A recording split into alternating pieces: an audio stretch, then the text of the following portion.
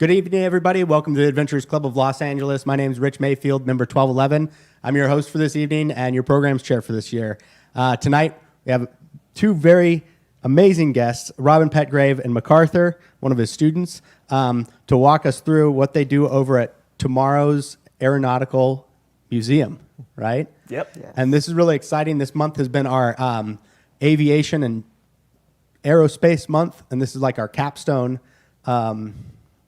presentation or interview, I guess, whatever you want to call it. It's been great. We've had a lot of military pilots in here flying like crazy planes, F-16s, B-2s, U-2s. But we never really got into like how you get started in aviation and how you become a pilot. And so I'm excited to have you guys here to talk about how you're getting people involved in the aviation community. So let's just start. Robin, how did you start in aviation? Well, okay, so my background is I was born in Jamaica and lived there till I was 10. Then we immigrated to the United States, Belmont, Massachusetts. Oh, wow. And in this town, you know, it was a great place to be exposed to a bunch of things that I had not been used to seeing before. Well, as a kid, even in Jamaica, I would wake up really early in the morning and I would go to the window and I'd look out the window, you know, for hours and see people going by and just wondering, you know, where are they going? Mm-hmm. And that behavior continued when I got to America because they had these new things that I'd never seen before called trackless trolleys. They're electric buses and they have these two prongs up and they connect to these two cables that run down the middle of the street. Yeah. And so I would watch these buses go this way and then I'd watch the buses go this way. And I'm thinking, how do they turn around? I mean, they can't just bust a U-turn. So I'm like, So when I'd go back to school, I wouldn't eat my lunch and I'd save my lunch money. And then after school, I'd get on the bus just to see where it went. So I would go and then the bus would go to a terminal and it would turn around. And when you get to the terminal, then there's trains. And I'm like, I wonder where they go. So I'd save my lunch money. And then the next day I'd go take the bus to the train and then take the train to see where it went. I know the Boston transit system like the back of my hands, right? Well, one day I wound up at Logan Airport and I got to the airport and then I'm in the terminal and I'm seeing all these airplanes and they're taking off and, you know, I see these guys walking around in their captain's uniforms and families are like wishing each other bye and I'm looking at these things leave and go and I was just fascinated. And one day a helicopter comes flying in. Comes in, floats above the ground, and at that moment, I didn't see airplanes, I didn't see captains, all I saw was that helicopter. And this thing just came and floated above the ground, and I was fascinated. I was like, what? And then it slowly started moving forward, and I was like, whoa. So you see this little black kid just running through the terminal, following this helicopter to see where it went. And then it gets over to this door in this building, and it settles down to the ground.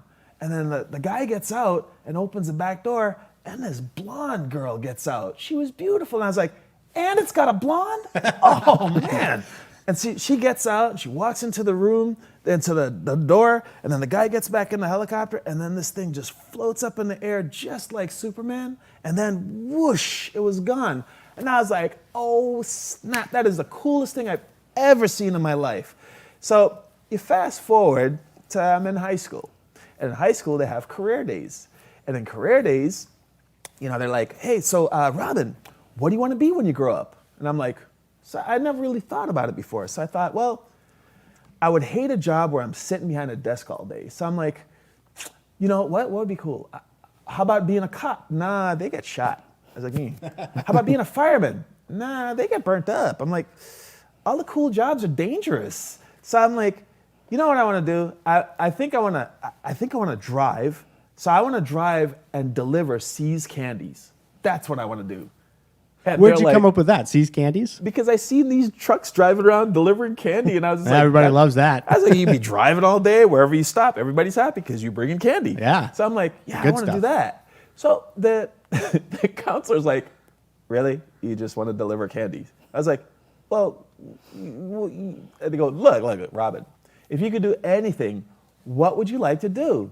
And then I thought about it and I said, Well, there was this one time I was at the airport and I saw this helicopter, and that was pretty cool. How can I do that? I want to fly a helicopter. Yeah. And they said, well, we'll research. Then I went back to talk to them about how to become a pilot. And they gave me all this stuff. They were like, oh, you got to join the military. Well, before you even join the military, you got to be an ROTC. Then after ROTC, you got to do 4 years of college. And then after 4 years of college, then you have to do basic training. And then after basic training, then you have to do officer training school. And then you got to do flight school. And while you're in flight school, they keep testing you. And so, They if you keep don't adding pass the time to your test- service commitment too. Oh yeah, and then you do 4 years of active duty, and then after that you owe them another 4 years. I'd be like, and back then there wasn't a whole lot of girls in the military, and I'm a kid in high school, and I'm like, wait a minute, all that green, no girls, and at any time I could flunk out. I was like, and plus by the time I'm done, I'll be old. I'll be like 26. Nah, That's super old, right? Yeah, I was like, no, I can't do Well, that. that was the traditional wisdom, I guess, for a while. Is if you want to be a pilot, you join the military, and that's like how all the airline pilots. They're like, oh yeah, if you want to be an airline pilot, join the military. Oh yeah. Well, I kept thinking, like, I have this thing where, like, if you're telling me what to do, not asking me, but telling me, there's got to be a good reason why you're in a position to tell me. So I question authority. So if you're not stronger than me or smarter than me, or why should you be able to tell me to do anything, right? Yeah. So, and I'm like, I don't think that would go very well in the military. Well, 'cause- most of the time that is the case in the military. But the problem is it's not always the case. And you Well- have to act like it is no matter what. But see, the thing is, when the guy's saying, run up that hill, and everybody's running up that hill is getting shot, I'd be the one going, can't we go around the back way? And that doesn't work too well in the military. They tell you to run up the hill, you run up the hill, right? So you didn't join the military. No. So I said, nah, because I'm going to wind up in military jail the whole time. So nah. And you basically put that dream to rest. Yep. I Put said, it out of "That your mind. It's not going to work." So the other things, when at that time I said, well, then what else am I going to do? Well, I know I got to go to college because everybody else is going to college. So how am I going to go to college? My mom's broke. So how am I going to pay for college? I guess I should be an athlete. And I thought, well, okay, what kind of athlete? Football? Nah, they get hurt. Basketball? Nah. I was like, track and field. So I'm like, okay, well, how do you, I might not be the fastest person in the world, but maybe if I just train, I can be stronger than everybody, and then I can beat them at like a longer race. So I said, well, I'm just going to train like crazy. So I decided that I was going to be one of the best athletes anybody's ever seen. Not born to, just decided. Okay. And I started training, and sure enough, records that I made when I was in high school are still there. Wow. Like 30-something years ago. What event did you do? I did every event. I specialized in hurdles, jumps. I got a scholarship to go to UConn, the University of Connecticut, on a track scholarship, where records that I set are still there. Nice. And in college, I used to do at least 7 events each meet. So, and I would never know which ones, because what my coach would do is, if I knew which ones, then I would tell one of my teammates, and somehow the other team would figure out, and they'd try and take their best athletes out of those events because they know that I will destroy them. Whatever it is, whether it's high jump, long jump, triple jump, high hurdles, intermediate hurdles, sprints, whatever. So you were a utility player for your coach, but you were a good utility player. Oh yeah, so I never knew what I was doing. Yeah. So he'd say, hey, you're gonna do the shot put. Okay, I go over there and win the shot put. You're gonna run the 4x100 relay. Okay, which leg? Well, these guys are pretty good, so we gotta demoralize them. You're on the first leg. So you got all your college paid for. Yes, I did. Nice. And I studied acting and communications, and so after college, I decided, well, the logical thing is to go to New York. Went to New York, and New York is really big on theater, but all the parts I was getting in the little TV shows and movies were always small parts. And everybody I spoke to, they all got casted in LA. So I'm like, I'm in the wrong place, need to go to LA. So I come to LA, and I pursue acting, doing 7-Up commercials, doing all this stuff, right? Uh-huh. And then I took a friend of mine on a sightseeing flight, and I noticed the pilot was about my age. And I said, man, how old are you? The guy's like, I'm 26. I was like, you must have joined the military when you were young. And the guy said to me, I didn't join the military. And I'm looking at him like, how are you flying this helicopter? And the guy said, I just paid and took lessons. You can do that? Light bulb. I was like, are you... And I opened up the phone. Back then, there was phone books, not Right. Google, right? What year was this, by the way? This was in just to date you. 87. Okay. 1987. November of 1987, in fact. And I opened up the phone book, and there were all these flight schools. And I went to the flight schools, and they were like, yeah, you know, it's going to cost this much, this much, this much. And I'm like, okay, I want to do it. The guy's like, how much you got? I'm like, I got $2,000 on this credit card. And the guy's like, you know it's going to cost this much, right? I'm like, yeah, but I got $2,000 right there. And the guy's like, that's not even close. And I said, look, you don't understand. Do you know how many things I've done in my life just because? I graduated high school, not because I wanted to, just because. I went to college because everybody else was. I decided I was going to be an athlete because that was the way to go. I've done all these things just because. So you'll figure it out. I said, and I want to be a pilot. I want to fly helicopters. I have no idea how I'm going to pay for it. I just know I am. And so the guy's like, you seem pretty confident. I'm like, I'll tell you how I did it after I'm done. It took me about a year because I kept running out of money. And I got my pilot's license, and then I started working as a flight instructor. How long does it normally take someone to get their pilot's license? If you have the money and you're an average person, you could be done with everything up to your flight instructor's license in about 8 months. So you taking a year to do it, not a big deal. You weren't that far off. Oh, but I'm kind of that overachiever. I don't do nothing normal. So if it takes me a year, that's really slow in Robin land because I should have been done with it in about 4 months. Yeah. That's how my brain works. But you had to make the money.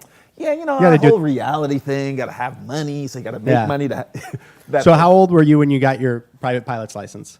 I was 27 years old. And you felt like you had wasted a couple years because you should have had it when you were like a couple years? 18. If I had known what I found out from that guy when I was in middle school, I would have made complete different choices, and I would have started working towards it back then. I would have been a pilot probably before I got out of high school. But I had no idea. So what was the first plane that you flew? I flew helicopters. Right off the bat. Well, yeah. Did you? Yeah. When I was at that airport, I didn't see no airplanes. All I saw was the helicopters. I'm like, I like helicopters. So I flew helicopters right from the get-go. A Robinson R-22, my first flight. Wow. That's pretty cool. And then, so I started teaching people to fly. And you were just like a private instructor. Yes. So is that pretty lucrative? Like, do you work as a? For most people, it's a good way to build some time, and it's a bit of a struggle. But for me, I had so many students, and because if I do something, I have to do it as good as it could possibly be done. That's just how I work. So you were a good instructor from the get-go. Very good. My first year as an instructor, I gave 1,400 hours of flight instruction. The first year. How much were you charging? I guess this is $88, but back then they were doing 1988. Yeah, so. well, for the instructor, they were charging $25 an hour. Okay. So, and I was getting 15. So you were with an outfit that I worked for a flight school. Okay. And then I made enough money to pay back all of my notes and buy a Porsche 944 Turbo. And then, so I was doing. You bought a car before you bought a plane? I don't know. Oh yeah, planes are expensive. Yeah. So I did that for a while, and then I kind of had an issue with my boss. I had a helicopter that needed some maintenance and inspection, and there wasn't enough time to do it to help out this one student that needed to use it for this last part of the thing to get his license. So the guy wanted me to fly it anyways, and I was like, no, I spent all this time getting this license. I'm not going to do it. Yeah, isn't that like a no-no in the world of aviation? If it doesn't pass its stuff, you don't take off? Yeah, and so the guy he wanted to make me understand that it was more important to listen to him than it was for me to do what I think is right. So that didn't jive with your personality. No, and that problem with that questioning authority. So I got mad, and I went to a leasing company, and I leased a helicopter from them and started a flight school right next door to him just to piss him off. How'd that go? I figured I would help that one student. I had only $300 by the way when I started it. I figured I'd help that one student, and then it would go out of business, and then I'd go to Alaska and learn to fly bigger helicopters, and I'd do that. Well, at the first month, I paid off everything that I had owed starting this company, and I made 57 cents.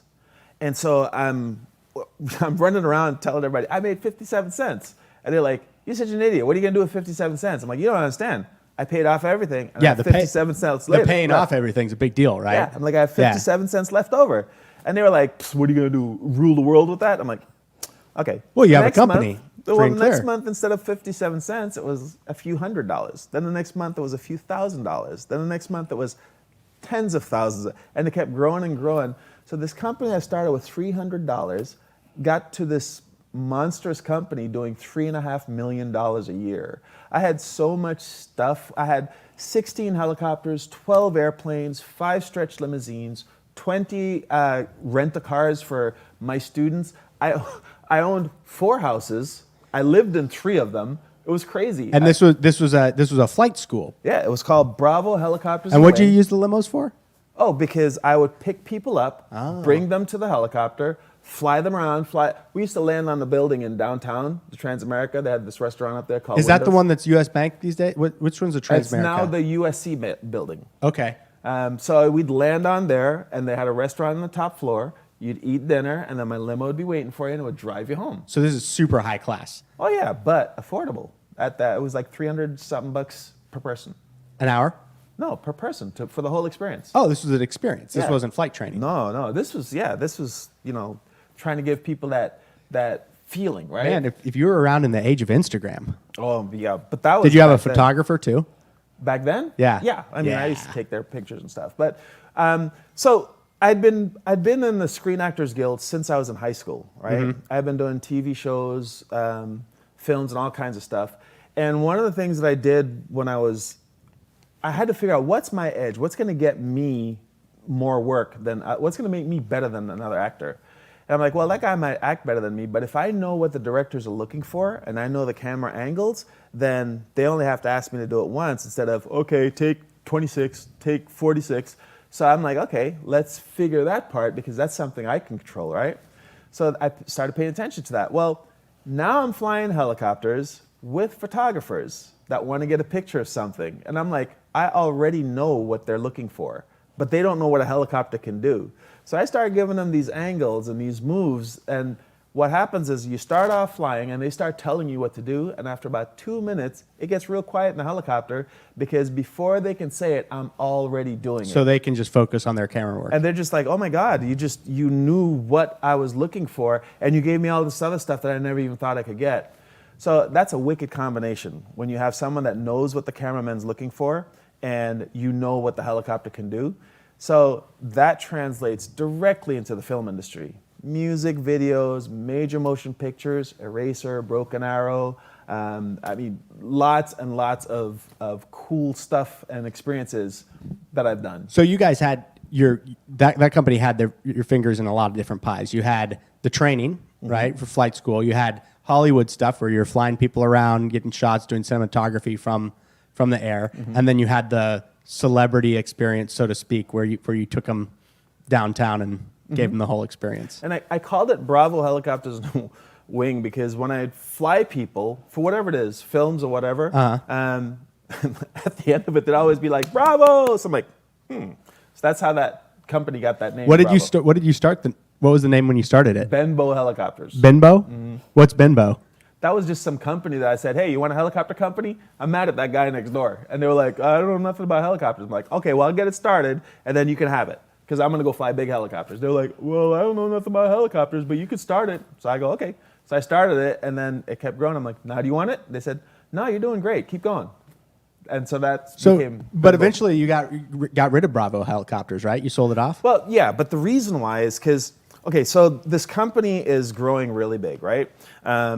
And as it grows, I'm on magazines, Black Enterprise, Essence, Ebony, a bunch of magazines. And then they started writing books about me. There was one in particular called The New Color of Success, right? They called me the fly guy in it because I had this huge fleet. I had 22 pilots working for me. I mean, full-time pilots. It was great. And then I started getting on TV shows and stuff like that. Like I was even on Oprah, right? Oh, yeah? Well, how was Oprah? Is she cool? Yeah, she's very cool. Yeah, Yeah. that was a really good experience. Yeah, I'd say. But one of the things about being on these shows is these teachers would see this stuff and think, hey, that guy seems really approachable because he seems like a regular guy. I'm like, yeah, I'm a regular guy. And so they'd call up the company, and I'd pick up the phone and like, you actually answer your own phones? I'm like, yeah. And they said, yeah, we're having this career day. We're wondering if you'd come and speak to the kids. And Yeah, well, at said, least they're getting it right now, huh? oh, well, yeah. So I said, career day. Yeah, well, you know, the Olympic Committee had asked me to go around with some of the athletes, medaling athletes, right? And talk to kids. And I was like, why, you know, I got injured for the Olympics and I didn't even get to compete. So, I mean, I know I qualified in 3 events, but I didn't compete. I didn't get a medal. They said, well, yeah, but you do some interesting stuff, you know, so you should come. So I went with them, and when I was in there, I'm sitting in this room, in this gym, and there's all these kids in there, and I'm like, why am I even here? And these guys all get up and start talking about what it was like to win a medal and everything. And I'm like, oh, God. And they're going through every single one of them, and I'm the last one. And I'm like, oh, this is gonna suck so bad. And so they were doing all this stuff, and then they got to me, and I just asked the kid, okay, I want you to look at each other. And they looked at each other, and I said, now, what do you suppose these guys look like when they were your age? And they were like, huh? I'm like, I bet you they look just like that guy or just like that. So how do you know which one of you is going to be the next one of them? And the kid's like, huh? I go, you don't, but I could tell you some things that will definitely not make you one of them. And they're like, why? I'm like, well, if you start doing drugs, you start hanging out with the wrong people, you start getting into this, getting into that, you don't pay attention in school, you start getting bad at, all those things will definitely make it so you're not one of these guys. And they were like, oh, and so I had them all riled up. And then after I was sitting next to the guy who was in the Olympics with the black glove that did this thing. Mm-hmm. And this guy turns to me and says, you know, we do a lot of these things. And this is the first time I've ever been inspired at one of these things. Everybody up here tells everybody how good it was to be them. You told the kids how to be them. I was like, wow, okay. So that experience, now a teacher asked me to come for career day. So it was a 96th Street school. So I said, okay, I'll come for, I'm like, wait, where's your school? And they were like, it's in Watts. And I was like, and? They go, well, Watts is kind of dangerous. I'm like, no, I don't mean what it's like. Where is it? They said it's in Watts. I'm like, oh, man. And I'm thinking, oh, traffic's going to suck. So I'm like, what time you want me there? 8 in the morning. I'm like, oh, this is really going to suck. I go, how big is your playground? The guy goes, it's pretty big. I'm like, okay, I'll come to your career day. So now it's career day. I see where this is going. Make all the arrangements. And the career day, they get all the kids out on the playground, and they open up the gate, and these 5 stretch limousines come pulling in. And these guys get out, and they're all crisp, and they look real nice and stuff. And the kid's like, is P. Diddy coming here? What's going on, right? So they're all looking, and then these exotic cars come in, and all these people, and they're looking around, and then they see this helicopter go flying by, and they think it's a police helicopter, right? Only the thing turns around and starts coming, and it's getting closer and bigger and louder, and closer and bigger and louder. It's Watts, so it's still a police car. But then it's hovering in the schoolyard. And then the helicopter lands, it shuts down, and all the kids are looking, right? And then the door opens, and I get out of the helicopter, and I go walk into the mic, and the kids are still looking at the helicopter. And I get on the mic, and the kids are still looking at the helicopter. And I'm like, it's really good to be here. The principal had told me that, well, we haven't had career day in like 6 years. Some of these kids will have gone through this entire school and never had a career day. Wow. That's why I was like, I'll come. And so I'm like, and one of the kids raises their hand. And I said, yes. And he said, when's the pilot getting out? And I was like, I'm wearing a flight suit and everything. I'm like, I am the pilot. The kid's like, you're the pilot? And I said, not only am I the pilot, but all those people you see there with all those cars, they all work for me. The kid's like, what? Like they just saw a unicorn, right? They're like, yeah. What? And I said, and not only do they work for me, all those limousines and cars, I own all that. And I have more helicopters like this, and I own this helicopter too. And the kid's like, what? And I'm like, but look, I'm not telling you any of this because I want you to think that I'm cool. I didn't know I could do any of this till I was 27. I'm like, look, you guys are learning about this now. So when you get to be my age, you're going to be way cooler because you'll owe way more stuff than I will. And here's how you do it. And that's the big thing. So this is when you really realize that you could inspire students and you could connect with them to get involved. When I get back to the, my business and whoever the most challenging kid is, I challenge them. well, you know, they think that you're a troublemaker and this, but I see someone who just has all this knowledge, talent, inspiration and power, but just doesn't know how to use it yet. So they label you these things. So here's what I want you to do. I want you to use that bullying ability to bully these kids to behave, and you become a teacher's aide. So I want you to be a teacher's aide. And if you do it, at the end of the school year, I'll take you and 5 of your best friends for a flight in a helicopter. And the kid's like, what? And all of a sudden, he's the most popular kid. They're all like, ooh, take me, take me, take me.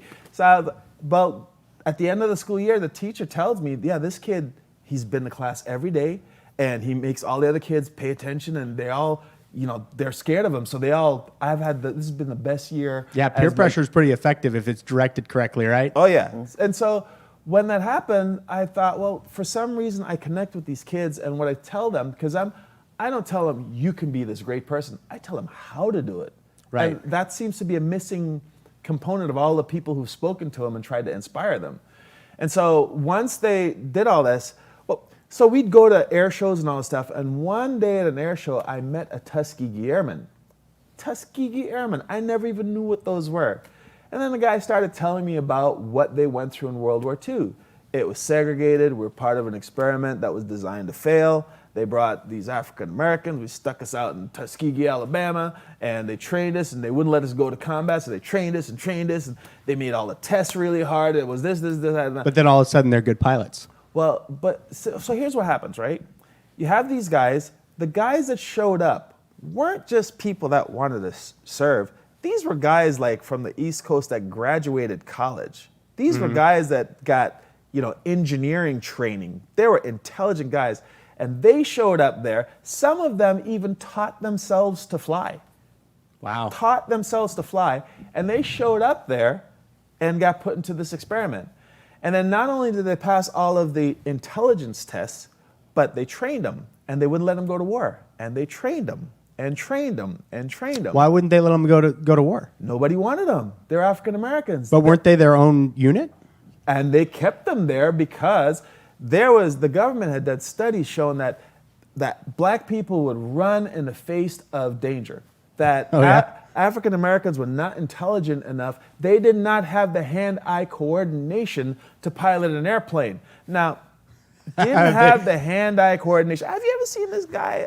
Was it Michael Jordan? No hand-eye coordination? Right, no, none whatsoever, right? Mm-hmm. So that was disproven when they finally let him loose. So now these guys finally get into the war, and they're facing guys that went through 3 months of boot camp, maybe a month or 2 of flight training. Then they put them in an airplane and send them into combat, going against these Tuskegee that are just machines that have been trained. They destroyed them. Yeah. They amassed a record. They didn't lose bombers to enemy fighters. And they were led by Benjamin O. Davis, who was like, look, you're not here to be an ace. So what the bad guys do is they send one plane down, and then all the white guys they all want to be aces. So they all go chasing them and leave the bombers that they're escorting. And then the rest of the bad guys would come down and shoot the heck out of the bombers. Right. But Benjamin O. Davis is like, no, you escort the bombers. You don't chase anyone around. You stay with the bombers. And so they were so disciplined that one guy would go and they're like, bye. When the rest of them came down, these guys were ready for him and they handled their business. And so because of that, the Tuskegee Airmen, after a short time, the bombers started realizing if you were being escorted by the red tail airplanes, you were going to make it home that night. All of the other airplanes, not so sure. And they didn't even know they were black. They just said those red tail airplanes, they stay with the bombers the whole way out and the whole way in. And they started requesting them. Later on, they found out that they're African American. And this is the time when there was huge segregation, right? Yeah. So these guys are telling me these stories, and I was just like, man, if it wasn't for what you went through, I couldn't even be a pilot right now. And so when I started doing these career days, I'm like doing Broken Arrow, sitting there next to John Travolta. I'd be like, hey man, what you doing next week? I don't know. Want a free helicopter flight? John Travolta's a pilot, right? Mm-hmm. Like, isn't he multi-engine rated? Well, he's got a jet. He's got a Gulfstream G2. Yeah. So I'm like, oh, you want a free flight? Sure. And so I'd trick all these celebrities into going with me on these career days. So I'd show up with all these celebrities, And I'd bring Tuskegee Airmen so they would tell them the stuff they went through. And then I would tell the kids how to take this and turn this into their pathway to become successful. And it worked like crazy. And so then the Tuskegee Airmen was like, you know, we feel really bad. We feel like some of our guys are passing on, and there's so many people that don't know anything about us. This is before the movie Red Tail and everything. Right. And so I said, well, you know what? This seems like it would be an impossible challenge to do. So you know what I'm gonna do? I'm gonna develop a system so these kids, you know, I tell them how to be successful and I go back to my money and they go back to their situation. And some of them, no matter how much they want it, they're just not capable of doing it because they don't have the resources. So I said, nah, you know what? I'm gonna do exactly what you guys are talking about, but this is this company's not set up for it. This company's set up to make money. So I need to start a new one. And so I got rid of all that stuff and I founded Tomorrow's Aeronautical Museum, which is a living classroom that exposes kids to diversity in aviation and gives them exposure to all of the STEM fields, engineering, being a mechanic, everything to do with aviation. And they can come and volunteer. They can do their homework, they can answer phones, they can wash airplanes. And I track that time and turn that into flight lessons in real airplanes. So let's hear about that. MacArthur, you've been sitting here very patiently this whole time, but you're a student and you're a graduate of the program, right? Yes. Like he's not a student anymore, right? But if you want to see a little bit about MacArthur, because he started coming to the museum when he was 6 years old. We got a little video that kind of encapsulates Do you have that queued all up, of this Andy? stuff, and it'll give you a good introduction of MacArthur and this whole story that I've been trying to tell you. So just you started coming when you were 6. Yes. 6 years old to learn how to fly. Yes. Well, let's watch this video and see.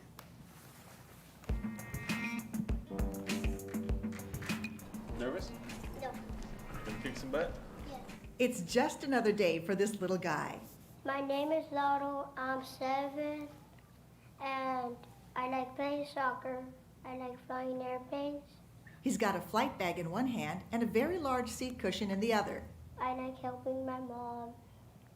And the best thing is that I go fly on the sky on the airplane. That's right, Lauro Banuelos is 7 years old and flying planes. How did you learn to fly a plane? Because I have flight class, and then they tell me and they help me and I learn. Check the wheels. Yeah. Like a seasoned pro, Lauro goes through the checklist, and before you know it,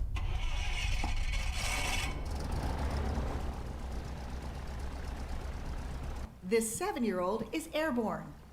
And it Wow. all begins here at an airport in Compton and a training program called Tomorrow's Aeronautical Museum, or TAM. If a kid comes in here and they're 7 years old and they're 6 years old and they have a passion for flying, we're not going to let age, we're not going to let money, we're not going to let anything stand in the way of a kid becoming successful. Okay, everybody push. Robin Pedgrave is the Pied Piper for pint-sized pilots and the founder of TAM. Welcome to the league. Robin came to America from Jamaica when he was 10. He fell in love with helicopters when he was 27 and maxed out his credit cards to take flying lessons. With $300, he started a helicopter business and built it into a multi-million-dollar enterprise.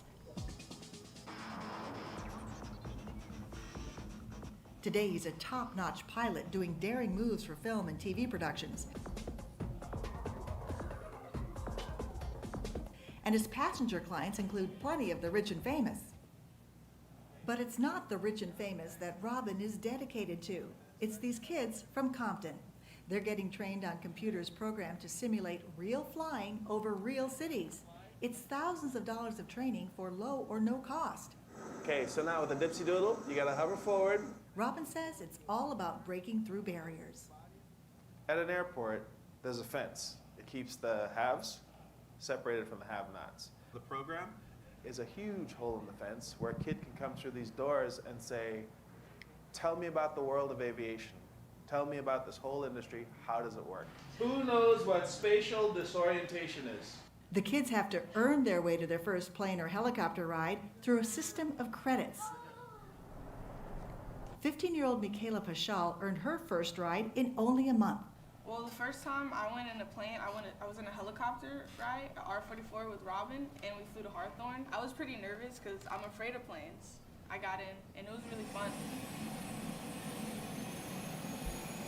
Hopefully in the future I can get my license for helicopter and for planes. Another aspect of TAM is making sure kids know about African Americans in aviation. Robin brings now elderly Tuskegee Airmen to talk to the students. They certainly made an impression on MacArthur. They're World War II pilots. Their motto was that Hey, there's you, man. being colored, you couldn't fly. So they fought for their rights to fly. The airmen helped to establish TAM. They wanted to leave a legacy. They're afraid that they would pass on and people wouldn't know who they were. And they always wanted to start a youth program and wanted to get kids involved in aviation because it's a natural alternative to all the self-destructive things that kids get into, you know? If you're going up and down, Over 15 years, the program has reached nearly 10,000 kids. confirm what the altimeter is telling you if you're up or down. For some, like Cynthia Hernandez, it's a flight path to a better life. My family has always been very poor. The highest job I ever saw when I first thought about having a job as a young girl was probably being the manager of McDonald's. There were times where I would even cry because I'd be like, I don't want that.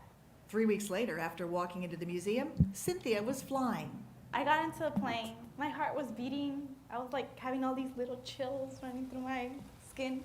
So we started to lift off. I started to see the ground, and I was like, we are flying, we are flying. So I just took control, and it just felt so natural. Robin has a knack for putting nervous young people at ease. MacArthur was here for 3 years learning all about flying, but he was afraid to actually get in a plane. So what did Robin do? And then Robin one day had betted me $50 to get 5 feet off the ground. And since then, the sky's the limit. He flies airplanes, helicopters. He's learned enough skills here that he can actually run this museum if I'm gone for a week or two or whatever. MacArthur is in charge. And he does it while battling sickle cell anemia. He's an inspiration to other kids, and especially other kids that have that really horrible disease. And you know, he's living his life and thriving despite that. TAM has partnered with Elon Musk's SpaceX company in Hawthorne. That means one day Robin's best and brightest just may travel to the stars. When I tell people about the astronaut program and they're like, okay, probably they're just taking this class for fun. You know, they're not really going to be astronauts. No, I am going to be an astronaut. There are plenty Yeah. of challenges for this nonprofit venture, mainly raising enough money to keep all this training going. They almost got nearly $2 million from the federal government, but Hurricane Katrina came along and the funding was canceled. This has been a real daunting effort. This has been a real challenge right from the get-go. Nothing here has come easy, although it seems that way. Well, there's one thing that does come easy, Laudo's plans for the future. When I grow up, I want to be a commercial pilot. He's made a wide sweep over the Compton airport. Now he's on approach for his landing.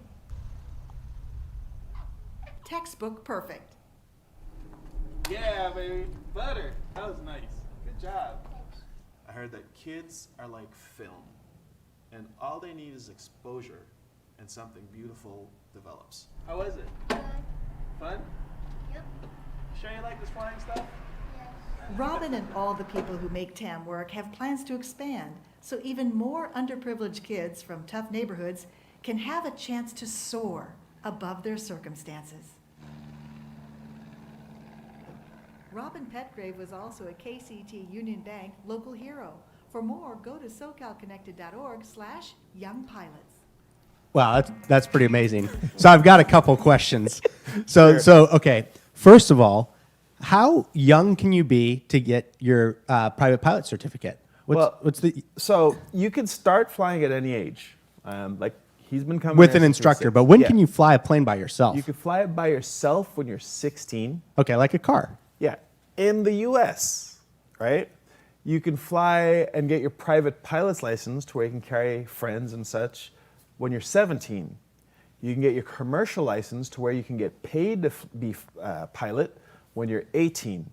And you can get your airline transport pilot's license, and that's when you can work for the airlines and be captain when you're 23. So those are the benchmarks, right? Well, you get all these kids exposed to aviation, and you get really surprised.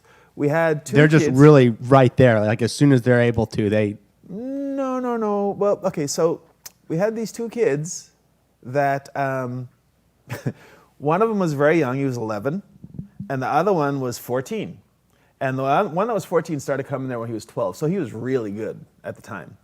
And the 11-year-old, he had gone to his family up in Palmdale and then somehow drowned in the swimming pool. They pulled him out, they gave him CPR, then he was in a coma for 3 days. And we called to check on him, and it just so happened I called to check on him right when he came out of the coma. And his family was sitting around, and he woke up, and the phone rings, and they go, "Yeah, Jimmy, it's for you." And so they give him the phone. And the first thing out of his mouth is that Robin? Nice. And I was like, "Yeah, it's me." He goes, "Can I still fly?" And I said, "Well, yeah, if you can ask me that question, that means you're all there. Yeah, you can still fly." He goes, "Okay, all right, bye." And he gets off the phone. So he comes back, and now he has this thirst that he wants to go everywhere and see everything. He's just like, always, Right. Can we fly to here? Can we? So He's like a mini you. yeah, worse. He's more organized, and he thinks things through more than me. So the two of them said, "Hey, Robin, we want to have a meeting with you." And I said, "Okay." And this is when he was 10 years old. 10-year-old scheduling meetings. Yeah, right before he turned 11. Yeah. And he said, "Well, you know, Kenny is a really, really good pilot, right?" And I said, "Yeah." He says, "Well, you know, in Canada, you can get your student pilot's license. You could fly solo when you're 14. You can get your learner's permit when you're 14. And I was like, "Oh, really?" He goes, "Yeah." So what I'm thinking is, like, I could fly Kenny to Canada. He could get his license and fly solo, and then I could fly him back. I was like, Nice. You just tried to get, and of course I put up it's gonna be so hard. You gotta raise money. Kenny's gotta get this. They're gonna have a test. You gotta pass that test. You gotta get medical. You gotta do all this stuff. And you're like, "Yeah, we think we can do it."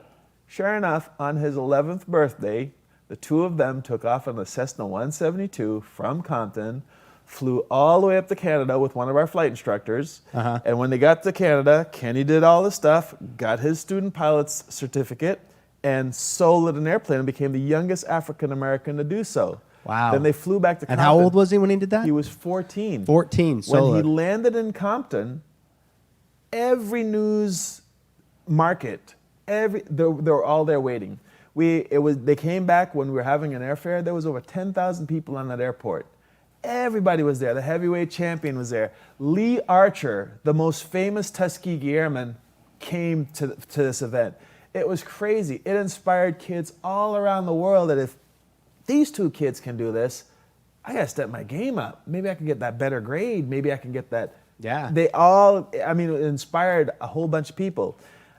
Kenny, we got invited to Boeing over Long Beach where they build a C-17. And when we got there, Kenny was just enamored with that airplane. That's a great airplane. I was looking at it and drooling. Kenny now works as a contractor, and he works on avionics on the C-17 Oh, cool. in Dubai. Kenny bought his first house when he was 23. Nice. He bought his first plane when he was 24. And bought his first boat when he was 25, although these guys wouldn't tell me, because I'm like, See, okay. Robin, priorities, not the Porsche. No, right? these guys- House, plane. No, they turn on me. I'm like, Kenny better not have a boat, because I don't have a boat. I mean, he could have an airplane, but he can't be better than me. He can't have a boat. And Kenny had a boat the whole time, and these guys would not tell me. All of these guys that say, "You're my mentor, we love you, Robin," just kept that secret from me for the longest time. And finally, someone donated a boat to my museum. And once I got that boat, they were like, "Oh, okay, Kenny's got a boat." Killing me. I knew it. So But- MacArthur, when did you first fly? Because so you were there since the age of 6. Yeah. I was And- there from the age of 6, and when I first came there, because I had sickle cell, and my doctors was telling me, "Okay, you can't fly. You can't do this. You can't do that." And I was like, "Okay." Why couldn't he fly? Well, because he's got sickle cell. So the doctors were afraid that if he got excited or his adrenaline started pumping or anything stressed him out, that he'd go into a crisis. And when you go into a crisis, your blood cells, instead of them being nice and round and bringing oxygen to They go everything in more your sickle. Yeah, they go Yeah, they sickle and they start don't bring sickling. oxygen. So literally every cell in his body starts to suffocate. And it's incredibly painful, it's debilitating, it's horrible. And they all told him this. And so MacArthur literally came to the airport every day, hung out, learned everything, but was terrified to fly. I didn't even know this. I just figured, well, he's never asked me, so. But you were able to get a medical certificate, huh? Well, no. So we were sitting around one day, and I'm sitting there, and yes, what his doctor said is true. But I asked MacArthur, hey, MacArthur, that patio area up there. I'm like, can you go up to the patio? He goes, yeah. I'm like, it doesn't hurt you to go to the patio? No. So I'm like, well, you know what? You can fly. He's like, no, I can't. My doctor said, no. I'm like, no, you can fly with me in this helicopter because I can fly around all day and never go higher than that patio. And he's like, And that's when I said, okay, I bet you $50. Just let me pick you up a little bit off the ground. If you don't like it, you can get out. Just a little bit, 5-10 seconds, $50. He's like, So the concern's actually the altitude. well, that's the only Part of it, and logical then part yeah. for me would be the altitude. Is maybe something physically happens to him. Right. But I'm like, if you can go up to that patio, I can fly around all day and never go higher than a patio. And that convinced him. And I picked him up off the ground. I landed it. I gave him his $50. His mom came to get him. He walked by her with his $50 and said, yeah, I just flew. And she's like, but you can't fly. And she came to me and she said, what do you mean my baby flew? I said, Oh, you're in trouble now. I said, I flew him this high off the ground. She's like, he actually got off the ground? Yeah. She was like, wow. Counts. Next day, he comes back. He goes, yeah, can we do that flying thing again? I'm like, sure, absolutely, we can do that. He goes, yeah, but can we go fly over my school? I'm like, why? He goes, well, there's a little honey that's playing soccer. We just need to fly over for a minute so I can tell her the next day that that was me. I was like, okay, we got to go a little bit higher for that. He goes, yeah, no, So then we flew, we were 500 feet up, and that was it. Once he realized that, and then he wants to fly everywhere, and he's flown, I mean, everywhere. He's met like Magic Johnson, all these people, and Wow. he's not afraid to fly. And because of that, now he gets into big jets, and his whole world is expanded. The Make-A-Wish Foundation will fly him and his whole family to Disneyland. He goes to see Wow. family that he's never seen before in St. Louis and all these other places, because now he actually can fly in a big jet, because that whole mental block that he had, it was gone. Once you picked him off the ground, you freed his feet from the earth, you freed his mind, and now he There can do you go. anything. That's awesome. So the second thing that you mentioned as a block was that money, right? It's expensive to fly. Mm-hmm. You maxed out a credit card plus some, right? How do you guys deal with that? The video kind of alluded to it, but I want you to kind of explain it how, or maybe MacArthur, you can explain it. How do you pay So for all basically, this flight training? We came to the museum after her elementary school. The bell rung. We ran over to the airport, and then what we had to do was tutoring. So tutoring will get you museum dollars. Okay. So then all my friends in this class, we tutoring, and then it starts from there. And then it goes into, okay, well, we gotta go take out trash and accumulate these museum dollars. Museum dollars is like money. So Now, did you museum- bet him 50 museum dollars or 50 real No, dollars? you got real dollars. Okay, But just museum checking. dollars are virtual dollars. They're a way Okay. for me to track how much work they're putting in. But it's So- just a way, so he knows that you're engaged and that you want it. Yeah. So give me. So you said you did some tutoring. We did took tutoring, out the trash. took out the trash, wash airplanes, go out to different communities like the park and pick up trash. That's how you accumulate it. How many museum dollars you have on your account these days? Now it was like I had over like 300 hours. Yeah, like It MacArthur, started- like a lot of the kids it started come and they just jumping. hang out. MacArthur, when he comes in, he puts in work from the Yeah. from the get-go. So pretty much MacArthur could ask me to, if he decided he wanted to go to college, do whatever he wanted, Because he's I've got him. engaged. He's Yeah. engaged the entire time. So what can you buy with museum dollars? Flight time. Flight time? That was the flight most. time, school supplies, yeah, like basically. If, Simulator? Do you charge for the simulator time? Yeah, simulator yeah, time if was one of them. and it's not just that. The museum, like I call it museum dollars, but I would say a good 60% of the kids that come to the airport routinely don't want to be pilots. some of them are afraid to fly, some of them have no interest in flying, but they come there routinely. Why?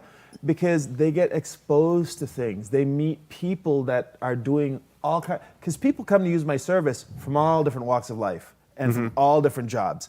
And when they come to fly with me for entertainment, for that James Bond experience, to do a music video, to do a movie, to do whatever, They pay. kids have access to them. But those people pay. Yeah, they pay me to fly a helicopter, Right. because when it comes to flying a helicopter, I've been flying for 32 years. I have over 22,000 hours flying.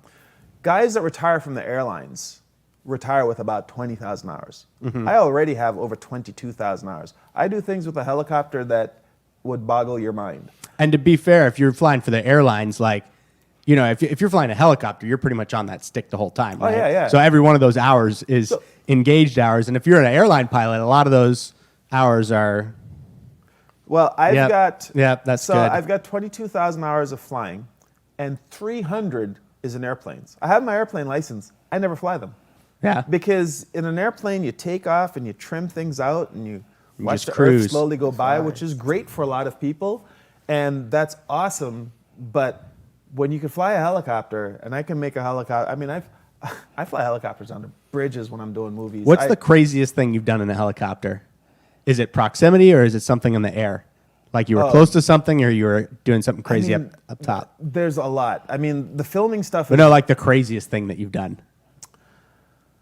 Like what kind of role have you achieved? Oh, like I go. See, it's all What's this? What's that mean? the helicopter. As long as it thinks, like in a two-bladed system, which is a semi-rigid system, it needs to always have weight on the rotor disc, right? Okay. And so for the helicopter, if you keep positive G's, it doesn't know which side is up. And so if I'm doing a movie or something like that, and they need the helicopter to be completely upside down, I do that. You go into your turn, you start to bank, and then you keep pulling away from the turn. So the centrifugal force keeps everything pushed at the floor. The helicopter thinks it's flying straight, even though it's completely upside down. And you can go all the way Didn't they out of do it. that in that James Bond movie? Uh-huh. Did you do that? No, I didn't do a James Bond. Do you know the guy who did that? Yeah. It's so funny. But you can do that, and you've done that. Yeah, You've flown a helicopter upside down.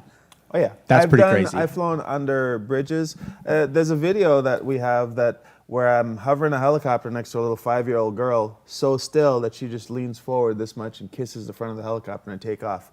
It's the last. Do we have that video? Didn't give it to him yet. I can. It's actually on that. Andy, you can find it. Yeah. He's great at this stuff. He'll find it. Yeah, you could call it. Look for helicopter kiss, and you'll Helicopter see it. kiss. And so I do things like, okay, so I did this one movie, and we did it at Dr. Dre's house, and the director was an African American, and it was called Long Shot, and I picked him up on Prince's dance club in downtown LA, which it's not a helipad. There's a little kind of parking lot on top, so it's not designed for helicopters. But I know how big the rotor disc is, and if you put the helicopter exactly where it's supposed to be, it won't hit anything. So we did that. The guy got on, and then we had to fly out to his house out in Chatsworth, and we had to land them, get close enough in the backyard that they could push this guy out as part of the scene, right? Well, in the backyard, there's trees all around, and the trees were, there was no room for a helicopter in there. But I know how big the disc is, the rotor disc, and so I'm like, yeah, well, I can get him this close to the ground where he won't get injured when he falls out. And so they were like, okay, and we had to do the shot at night and land in the backyard where there's no lights. And there's big floodlights on the helicopter so you could see it going in to land. And we go out and we fly and we land in the backyard, and the director came out and he's like, man, all these white guys said this couldn't be done. There's no way this could be done. You're doing it. I'm like, okay. And I said, well, okay, so now when I'm coming in, I noticed that one of your cameras is up on the helicopter, and as I go by, it rotates around like this, and then it gets me from this angle when I'm coming in to land. And the guy's like, yeah. I'm like, well, what I can do is when I'm coming in and you see me go by the house, you see the chimneys, I'll rotate with the camera and come in to land so I'm still facing the camera. That way when the guys exit it, it'll look really spectacular. And the guy's like, how are you even noticing this when you're flying? We got floodlights on you. It's pitch black down here. How are you noticing that? I'm like, that's what I do. I'm like, I notice everything. I notice the camera angles. And we did that shot not once. And literally, there was this much room around 3/4 of the rotor disc. And I set that thing down in that area. I mean, if I moved this far, it would have been really ugly. So I've got a question, because you've landed in some crazy places in LA. Where are you allowed to land a helicopter? Wherever you get the property owner's permission. Really? That's all it takes? Do you have to like file a flight plan, like tell the FAA that you're going to go land in someone's backyard? No. What happens if you land someplace where you don't have the property owner's permission and they get mad and they call the FAA, now you can get in trouble. So it's like hunting, you know, as long as, you can hunt here. You can land. That's it, huh? And I had no idea. But if So that's how wanna, like you landed at that school. Oh, yeah, no. For schools, it's a completely different thing. The property owner. No, California has a Caltrans, which is the ones that control all of the schools and landings, all the helipads, airports. Caltrans, yeah. There's a law. You cannot land at a K through 12 school unless you get a permit from Caltrans, which they have to come down. They have to do a site visit at the school to make sure that your approach and your departure is not obstructed at all. And they do a whole thing and they give you a permit to do it. So you have to get that from Caltrans. You can't land at a K through 12 school. Colleges I can land at. Because they're more churches private, I can land at. But at a K through 12, you can't land within 1,000 feet of them without a Now, what Caltrans about permit. like random like BLM land or like, you know, just, I guess everything's different, right? So private land, no problem, as long as private property, they give If you land at BLM, and if they get mad at you, they can take certificate action against you. So wherever you land, you need to know who the property owner is, and it's best if you get it in writing, because they could change their mind and say, nah, I didn't really give them permission. And now you could get your certificate in trouble. So you want to get something in writing on But letterhead. BLM doesn't bother you? Well, okay, so a lot of flying is common sense. Yeah. If you're landing in an area where there's a lot of people and people can see you, you're going to get in trouble. Right. Because at first they think helicopter's cool. Then there's those haters that Oh, get it's jealous and say, dangerous. well, Yeah, I don't yeah. got a helicopter. I'm not going for a flight. You shouldn't be able to land there. And then those are the ones that'll call and get you into trouble. Yeah. So the basic rule is don't land where there are people. Don't land where you're going to be a nuisance. Yeah. If you're out in the middle of the desert and you have some reason that you have to land, then who's going to call you if there's nobody there? But that's if you're not having any kind of an emergency. If you're having an emergency, you can land anywhere that you're not going to cause damage to the helicopter or things on the ground. So That's if you're having interesting. an emergency and there's a rooftop, you're landing on it. There's a backyard, tennis court, street, you're landing on it. How many times have you landed in an emergency? Where I was forced to land in an emergency, I actually had to do that one time. And where'd you land? In Santa Monica on the beach in a parking lot. That's nice. Yeah. That's a great place to land. It's funny. I was with John Schneider. I was going to do a movie with him. We were going up into the hills to film, and we had taken off and we'd left and we're flying up there. And with me, I wear a helicopter like you wear that shirt. I know, so I can feel things. I can feel when something's off on it, right? And as I was flying, there was no noise, there was no nothing, but just something was off. And I was like, And I thought, well, and then I flew over to Santa Monica Airport, and I said, I want to do a power check. Just something is different. I don't know what it is, and I hovered, and everything felt okay, and all the power settings were fine. The helicopter was performing fine. The temperatures were fine. I'm like, okay, I must be imagining it. And then I take off. And then as I was flying up, I passed Santa Monica, and I was just going up into the hills towards Topanga Canyon. And as I was going up in the hill, I went to add a little power. And instead of the helicopter just, starting to accelerate and climb, there's two needles. One controls the engine RPMs, how fast it's spinning, and one controls the rotor RPMs, how fast it's spinning. And one of them went down a little bit, which means that either your gauge is broken, right? Something's wrong with it, or maybe there's something wrong with the helicopter. So I was like, that sounds like, I mean, it looks like it's just a gauge because, the helicopter sounds and feels fine. And then when I lowered the power back down just to see, the RPMs went back up. So I'm like, okay, something's going on because that's not supposed to happen.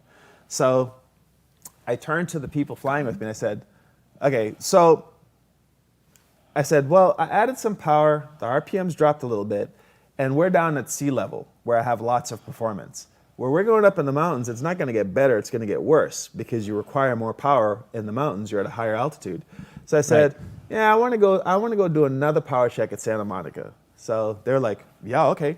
So I turn around and I start flying towards Santa Monica, and on the way to Santa Monica, then the RPMs dropped a little bit again. So I'm like, This is the tail rotor RPMs? No, the main rotor. Oh, the main. So I'm like, that's weird because you couldn't feel the RPMs drop. It's just the needle that went down. So I was Doesn't just the like, whole aircraft?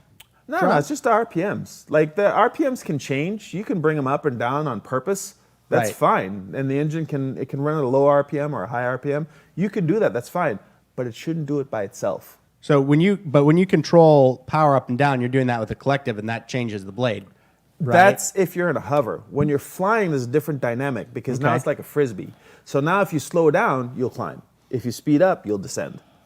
Right? Interesting. So when I'm flying towards Santa Monica and I saw that happen the second time, I turned to my passengers and I said, Santa Monica is about 4 miles over there. I'm like, I'm pretty sure we can make it, but I know we can definitely make it to that parking lot. And they were like, okay. I'm like, okay. So I called Santa Monica. I said, I'm going to do a precautionary landing in the parking lot.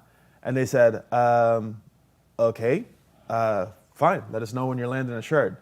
And so I started making my approach, and I'm thinking, if the RPMs drooped, especially when I lowered power and they came back, there's got to be something wrong back there. There's probably some engine oil or something getting on the belts, and they're probably slipping. So I'm like, okay. So I start making my approach to the parking lot, and sure enough, the RPM start dropping. So I'm like, okay. So I'm doing what's called an auto rotation, where the helicopter goes into a glide. And the RPMs weren't dropping all the way, so I knew my engine could still control them. So I'm like, well, I'm not going to completely shut off the engine because I can use it at the bottom to keep the RPM spinning so I can land it nice and soft. So I make my approach in, I do that, I bring in a little bit of power, and I landed in the parking lot. And I look behind the helicopter, and there's this oil slick that's as wide as the helicopter that goes back to the beginning of the parking lot. And I was like, yep, that's what I thought. You're going to find some haters about the oil slick, not that you landed in the parking lot. Yeah, it was a part. So I landed there and I shut down, and the lifeguard comes over and he says, "Hey, you guys okay?" We're like, "Yeah, we're fine." And he said, "Why did you land?" I said, "Look behind the helicopter." And they see this oil slick. They're like, "Whoa, okay. So why did you land here?" I'm like, "So I wouldn't have an emergency." And they said, "Wow, that was really good." And I landed there. And my passenger said, there is no money to explain how valuable that is. How many other people would have even noticed that? How many other people would have made these decisions? I mean, you landed, the helicopter is fine. And when I looked at the engine, one of the rods with the piston had blown through the side of the engine, and the engine oil was squirting out, getting onto the belts. So That's a testament to how, I guess, well engineered these helicopters are, though. Oh, yeah. Because, I mean, you had a piston rod that was blown out the side, and it was still flying reasonably well, and another pilot might not even notice. No. That's crazy. But the worst part is another pilot wouldn't have noticed until they gotten up in those hills. Yeah. So I had a big old parking lot that I decided to land in. They would have had to land on some hill, find a flat spot on some hill. Yeah. So, but that's the difference. And that's kind of, I've been fortunate whenever anything starts to go wrong in a helicopter, I've been able to detect it before it became an emergency. So that's like the first time that I actually had to land the helicopter, because if I didn't land it, then it would have turned into an emergency. Yeah, eventually you run out of oil. Yeah. And And, then- the other times that I've flown where things have gone wrong, I've figured it out before they became an emergency. How far can you, without the engine, auto-rotate and travel? You were 4 miles away from Santa Monica Airport or LAX You or wouldn't make what? it that far. It depends on how high you are. And what happens is you're sitting in the helicopter and you've got your windshield and you're looking like this. If you look down at about the instrument panel, that's the angle that you have. So anything below that you can get to. whether it's directly below you or that far. So if you can see it, you can't get to it. But if you can't see it, no, that's a you good can place to see land. it and you can get to it. But if you're trying to get to something over here, you're not going to make it. Yeah. You can make it to everything under here. So the higher you are, the further you can go. So if you're at 2,000 or 3,000 feet, you can glide at like half mile, almost a mile. If the higher up you are, the farther you can glide. But you're still coming down pretty fast. No, when you lose the engine, you're descending about, in a Robinson R44, you come down at about 1,500, 1,600 feet per minute. Okay. Like if you do nothing, if you're an absolute idiot and you just freeze on the controls because you're deathly scared and you come down, you're gonna hit hard, but you'll survive. Huh. It descends that slowly. And then if you have skill, Then the helicopter that I landed there, we brought our trailer over, winched it up on the trailer, drove it back to our airport. The mechanic went in, fixed the engine. We were flying the helicopter again. that's crazy. So yeah, if you have some skills, you can land the helicopter without the engine and not injure anybody or even damage the helicopter. So MacArthur, you've heard all these stories, right? And you used to not want to fly. Yeah. So have you ever been up and had an experience like that was just like, ooh, No. it's a little Never scary. had that experience. Just a smooth sailing for you, huh? Smooth sailing. Helicopters it's probably the safest form of transportation you could Yeah. find. A helicopter is the only vehicle that's saved more lives than it's taken, and That is true. I've flown for over 22,000 hours. That happened once. Yeah. In 22,000 hours. You are most likely to get injured in your car on the way to the airport to go fly a helicopter than you ever will in a helicopter. So yeah, I mean, I'm like, I had to really think about, let me see, how many times, oh, no, that's it. So the big thing in the news lately is the incident with Kobe. How did that affect your community? Like, what was that like when you heard about that? What was your take on that whole thing? We all kind of knew what happened. It didn't really affect us because that could have been avoided. I'd say maybe 99% of accidents in helicopter could have all been avoided, and they're pilot errors. There's many times where you see something's going wrong, but the pilot goes anyways, and you could like just not do that flight. Yeah. And I've been in situations like the one that pilot was in. I was flying back from Button Willows racetrack with these guys, and it was getting dark, and we're coming up on the Newhall Pass. Now, I know the area very well. I know where all the obstructions are. I know where the wires are. I know how high I have to be to not hit them. And I was flying, coming back through it, and I'm looking at it, and I have about a 200-foot clearance, right, from what I could see. But I'm not really sure what's on the other side or how bad it is in it because it's getting dark and there's clouds everywhere, right? So I turned to my passengers again and I said, I'm pretty sure I could get through that pass, but I know I definitely could get to that Avis parking lot. And they were like, huh? And I landed at the Avis parking lot and shut down the helicopter, rented a car, drove back to LA. And the guy's like, why'd you do that? I'm like, because you're Didn't not wanna going to read die. about me in the news from that. Yeah. I was like, why? I'm like, I'm not going in there. Helicopter, when you're flying, it's supposed to be fun. When it starts being challenging, don't. So when it gets just land. The next day, it was all sunny and beautiful. Drove back, got in the helicopter, flew it back. I was like, oh, I'm so glad I did that, because you're sitting in there trying to. And in a helicopter, if I had gone in there, it still would have been okay because you don't have to keep going fast. You don't have to go forward. You start getting where the weather is bad, you start slowing down. You go slower. But it's not fun. It's challenging. Yeah, because you're going real slow. Yeah, but the reason you do that is because if there's a cloud, you turn around and don't go in it. So now what is how high can you go? Like, can you not go, that pass, couldn't you just go to an altitude where you're not going to hit anything? You could, but the chances are the clouds usually start up higher, and then we fly under the clouds. Okay. So you could try and fly over it, but then there's a chance that you might get over it and get trapped where you can't see the ground. And if you can't see the ground, you can get disorientated. And you never want to fly in it, because if you fly in it, you will definitely get disorientated unless you're trained to fly by your instruments and you're disciplined to actually use them. then you can fly the helicopter. Interesting. But, you have to be trained, you have to be licensed to do that, you have to be in contact with air traffic control, because they'll make sure you don't hit anything hard like a hill Right. or a mountain. And you have to have certain equipment on the aircraft, you have to have recurrent training. There's all this So stuff. most helicopter flights, it sounds like, are not like instrument flights. No, They're all 99.9% of them Interesting. are all under visual flight rules, which means you have to see the ground and you have to avoid objects, period. Yeah. The other interesting thing that I think about is like at the Adventurers Club, right? Filled with a bunch of guys that do a bunch of crazy stuff. And one of the things that we always talk about is something called summit fever. Have you heard of that? Mm-hmm. It's basically when you're climbing the mountain and you're there, but there's something that's wrong. And you shouldn't keep going. Mm-hmm. But you get this fever inside you to hit that summit, and against your best instincts, you go, and then something bad happens. But it's very predictable, right? You're like, no, you shouldn't have flown into that cloud. It's like, or like, set it down, come back later. what I do is kin and so designed to fit with everything the Adventurers Club is about, right? The Adventurers Club goes out, gets exposed to things, people, cultures, and brings that back and shares it with their members, and they go and share it with people. And that's why you have such really cool artifacts here. And you do things that get your adrenaline pumping, things that a normal person doesn't do. And that's what helicopters do.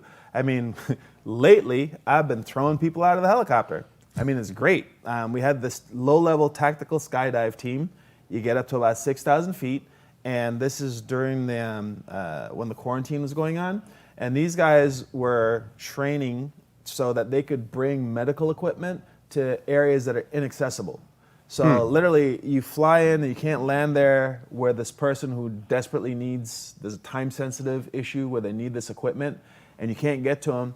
And you have parachuters that can jump out of the helicopter, parachute into the area, deliver the equipment, hike down the hill to where the helicopter can land, get in the helicopter and fly back, right? And what organization was doing this? This is is like Air Force PJs, but no, these are civilians. Yeah. There was a low-level tactical skydive team. And I mean, it's great because for me, I stay in the helicopter. So I'm flying them around and they get outside. I'll give you pictures. But you of get this. to see some cool shit, right? You're like, yeah, get They're it. hanging out from the helicopter and then they jump. And then as soon as I land, I call my mom and I go, hey, Mom, I just threw 3 white guys out the helicopter. She's like, baby, you stop that. So I've heard, like, I don't know where I heard this before, but I hear that like if someone jumps off one side of the helicopter, it can unbalance the helicopter. Mm-hmm. How does that work? Do they have to jump off at the same time, or? Yeah, well, my guys are crazy. So they do stuff like when you're flying, you get to your altitude, you're flying straight and level, and you kind of have to neutralize the controls on the helicopter, because if one person does go out, if you try and keep the helicopter or keep the disc completely flat, they can make the body pendulum to where you could get, mass bumping if it's bad enough, right? Mm-hmm. But you calculate weight and balance to make sure, because people can stand on the landing gear. You just make sure you have a person inside the helicopter to help balancing out. You make sure your fuel is right, so that way the helicopter stays within center of gravity. Or better yet, you have them both go out at the same time, and then what they do is they signal each other. They go outside on the landing gear, they hang from the landing gear, they look at each other, they're filming each other, and they'll do things like one will open his leg, and the cue is when the legs touch, they both let go at the same time. So it's our guys are trained, they always exit the helicopter at the same time. And the third guy just bails. No, they go too. So all 3 of them go. So it's Oh, balanced so they're because- all hanging. Yeah, they all hang at the same time. And They're like hanging with their, doing a pull-up? some of them do pull-ups. Some of them will hang from the back of their legs, like, when you're a kid on a monkey bars. Yeah. They'll do that stuff and they'll let go.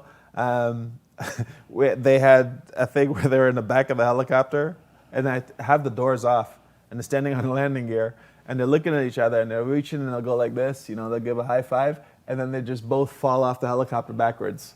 Nice. And then they're filming each other as they tumble through the sky, and then they go in a free fall, and then they pull the chute.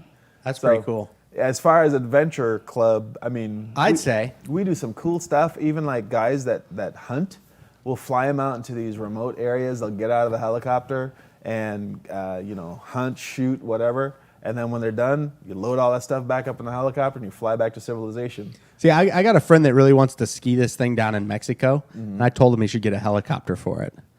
Is that something you guys can handle? Oh, yeah. Yeah. We do the Baja 1000. Yeah. Literally, that race goes 1,000 miles across Baja, right? Trophy trucks, quads, motorcycles, dirt bikes. We got another group of guys. Andy was just signaling me that we want to do the Baja 1000 in the Class 11. Have you heard of that? Uh-huh. Class 11 is the crappiest cars Yeah. in the race, Yeah, the stock VWs. That's the ones where we're all in the bar drinking at the end of the race when they just first start coming through. Here we come. Hey, we're here. Kids are keeping up with them on bicycles. Yeah. Good job, man. But the Baja 1000, someone was just asking me today, they say, well, how do you do it? I'm like, well, our job, a lot of times we're just carrying a medevac, right? Where we carry a doctor and we carry equipment because sometimes these guys get really injured. Yeah, I hear they put And- booby traps on that race. Oh yeah, the night before they run it and everything's fine, and then at night the locals will go over there and dig trenches. But the things that's really scary is like there's wild animals down there. So like bulls and cows will wander onto the track. Have you got a trophy truck going 120 miles an hour through the desert? Well, the thing is, the trophy trucks leave after. The first ones that are usually getting to that stuff are the motorcycles. Ugh. So a motorcycle's doing 104 miles an hour on this dirt, and there'll be a cow or a horse Yeah. in the way. That's why I'm doing it Class 11, man. Yeah. By the time you get there, all the animals have been chased off the track. All the booby traps, they left a long time ago. They're over it. Yep. And we start off at sunrise, 6 in the morning, and you start the helicopter up, and you don't shut it off again until nighttime, 6 at night. So you do 12 hours worth of flying. You And- refueling? Yeah, they have stations where you hide fuel, and you land there, and while the helicopter's still running, you hot fuel it, and then you keep going. Because the That's thing a lot is, of fun. if you shut down and take a break and all that stuff, your guy is still going. The race doesn't stop because you had to stop. Do you to get need fuel. people to do like grunt work for you in that race? Oh yeah. Yeah. Yeah. There's that guy right there will do it. He'll fuel it. He'll wipe off your windshield, whatever you need. No, it's one of the best experiences, and it's funny because Do you take students down to that? yeah, sometimes students want to build time, so you'll fly them down so they can get that cross-country time. Mm-hmm. And then when you go into another country, you got to clear customs, you got to deal with the commandante at the airport. Yeah. There's a lot of people skills that you have to be able to deal with Oh, yeah. a lot of curves that get thrown at you. It is funny when you go down to Mexico, like the whole customs thing. If you go if you can just walk across and then you don't have to talk to anybody ever. Mm-hmm. But if you like come in via boat or plane or whatever, it's always like you don't know what you're gonna get. No. Right? You're like maybe they're just gonna be like, sounds good, see you later, or maybe they're gonna give you a third degree, or maybe it's gonna take 3 hours and they're not gonna do anything. Mm-hmm. It is funny. No, yeah. So I mean, it's a really good experience. And then during the race, you always usually have like a team owner that wants to go, or you have some videographer that's filming, and most of the time you have a medic on board. And there was one time where we were chasing cows off the track because the motorcycle's coming through, and we were doing this, and we climbed up. We were at really high altitude, and we're going across it, and the guy's going super super fast, and they wanted to see where the second person in our team was because he was right behind him. So we had to break off of the first guy to go see him. And we broke off to the first guy to go see him. And I'm looking back at him. And as we start breaking off, I see a horse and its pony in the road. I'm like, oh, this is not good. I'm like, okay, we got to abort that. So we turn back around and we start flying back towards the guy. And as we're flying, the guy just T-bones the horse. Ugh. And him, the motorcycle, and the horse goes up in the air, flips over, like complete somersault, and then lands. And we're back on him, and of course, we overshoot him, and then we're like, whoa, so we turn back around, and then when we come back around to see where the horse is, we're like, look, and the horse is gone. And we're looking for the rider, and we can't find him. And then you go off to the side of the road, and there's the rider in the bushes, in the cactuses. And we're looking for the horse, and that horse limped away. And it was crazy. And if we weren't there, all the other riders that would have come through never would have seen him. So that's like adrenaline, and you know that you're needed, and Yeah. that's a really cool experience. Yeah.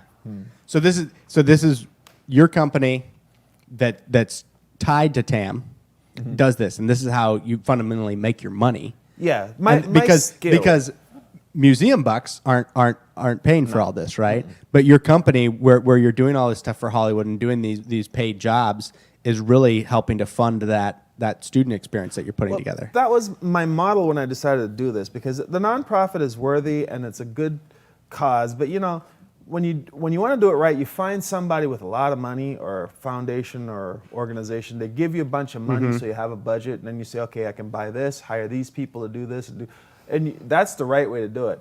Me, if I want to get something done, I do it. So I said, well, okay, it's going to take a while before I can find those people. So in the meantime, I've got the skill set where I can fly helicopters, so I'm going to use that, and I'm going to make money from that. And whatever the museum is short, I'm just going to loan it money, donate money, whatever, and just handle it, because it is so important while these Tuskegee Airmen are alive for people to know about them, for people to understand what they went through, and for all these kids, you should not be denied. You might not be able to fly it every time you want, because I have to pay real dollars to put real fuel in that airplane. Right. But at least you know that promise is there, and you come, and while you're there, you start getting exposed to other. We have kids that are writing music. We have kids that are signed artists that are performing. Buddy, we did his music video with Ty Dolla $ign because they said, okay, time to do your first music video. What do you want the subject to be? He's like, I want to do about where I grew up. And he brought him back to the museum and filmed there. We have kids that are actors. We have kids that are airline captains. The kids that teach the new kids are kids that graduated that are captains for American Airlines, Alaskan Airlines, United, and they come back on their days off and start teaching the kids. And the kids look at them and they can't say, well, you were special. And they're like, 13 years ago, I was sitting exactly where you were. I had the same amount of money in my pocket, so there's no excuse. If I can do it, you can do it. And that's when you really get that sustainability going on, right? And the thing is, it's inspired organizations and kids all around the country and the world to pursue their passion. Because what I talk to the kids about is not, oh, you got to be a pilot like me. I'm like, no, I wanted to be a pilot because if you could find whatever your most favorite thing is to do in the world and find a way to get paid to do it, you're never going to work. You're always going to get paid to do your hobby. Yeah. If I won the lottery, had all the money in the world, could do anything I wanted to, I'd be doing the same thing tomorrow that I was doing today. Only I wouldn't be stressing about how I'm paying for everything. And MacArthur wouldn't have to wait for his flight lessons. So how are you doing on your flight lessons, MacArthur? Where are you at these days? I stopped for a little bit due to COVID, and then once COVID is over, I'm gonna start back. So again. what does that look like for your school? Like, can you have two people in the cockpit with masks on? You can, but with kids, it's kind of hard because they don't like wearing a mask, and they assume that because I know this person, they don't have anything. Right. And so the kids don't social distance as much as they should. They don't wear a mask as much as they should. So we don't have the kids congregate in the museum. And the governor hasn't even given permission for group activities like that anyways. Right. So for us, it's like, nah, it's cool. Now it's a chance for you to get to know your family a little bit better, to start thinking about which part of this technology field. I mean, right now we have a rocket lab. We have kids, high school kids, building liquid fueled and solid fueled rockets. We have a CNC lab where kids are learning, it's an autonomous systems lab. They're learning how to work shop bots, 3D printers. I mean, they're learning all. What kind of CNC machines do you have? ShopBot? We have a shop bot. We have one that they use at UCLA. We actually bought a better one than them. Got to get yourself a Haas TM1P. It's a great machine. We have. What's that show? For me, it's meant to we'll geek out on that later after the show here. I mean, we have you can go to our website. If you go to celebheli.com and go to locations, there's a 3D virtual tour of like a Matterport museum. type thing? Mm-hmm. Yeah, Matterport. We're the promotional video for Matterport. Oh, that's cool. They came down with the Insta360, and Matterport's promotional video is all about my museum and all the technology that we have. We even have electric airplanes. We bought the first 2 delivered to the United States. We have electric charging stations, the first ones in the world, 4 of them. These are helicopters. What company is that? I think I saw that company the other day. Pipistrel. Pipistrel? We have the Pipistrel Alpha Electro.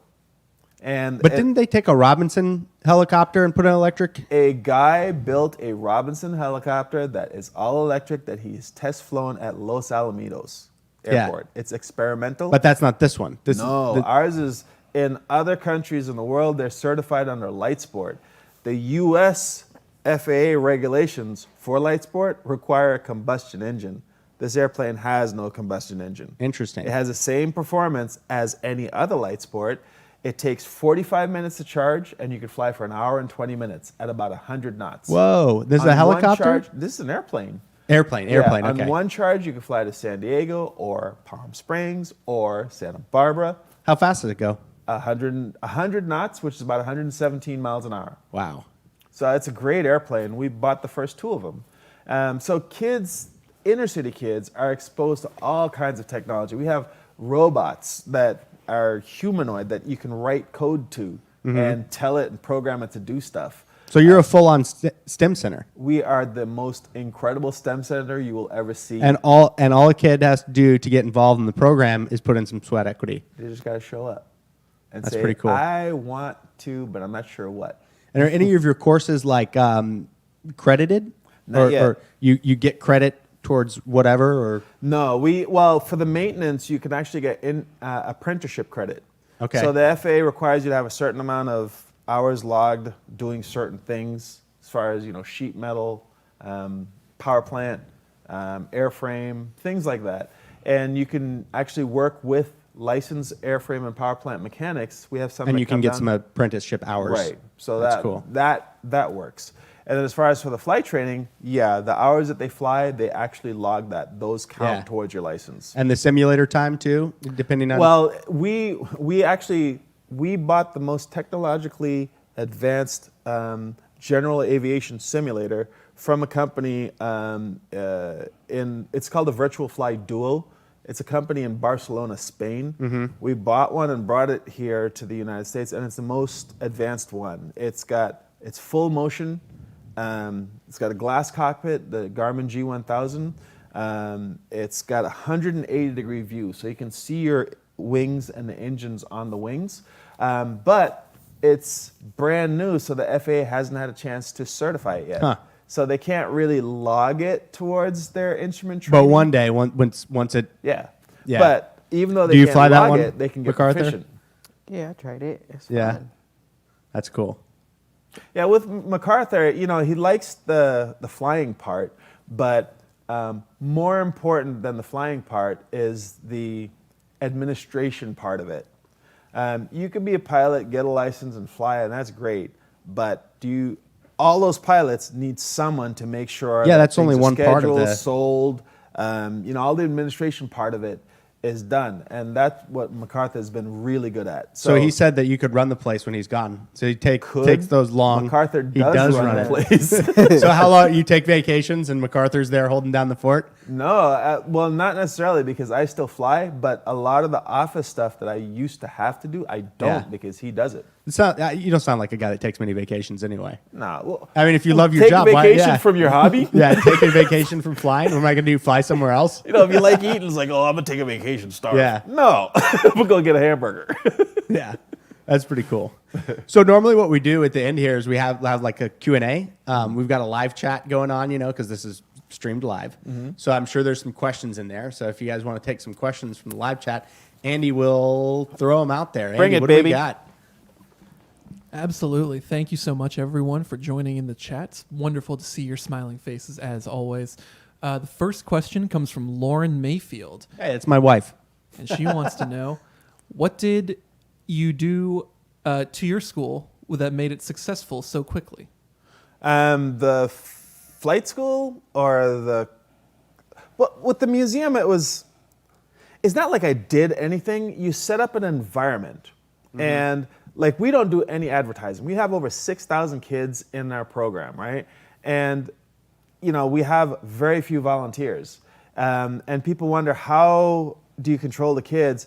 we don't control them. They control each other. They self-police. You have a pretty good environment and culture set up. Right. It would be inappropriate for someone to come in and do stupid stuff, illegal stuff, because the other kids are there to build their future, and they quickly recognize that activity is not going to get them to where they want to be. So they have nothing to do with it. Yeah. And so if you come in and you're the troublemaker, the knucklehead, you're out of place. And so because you have this environment where money is not a hindrance and there's so much cool stuff going on, it spreads word of mouth. So the kids tell their friends and they tell their friends and they all come.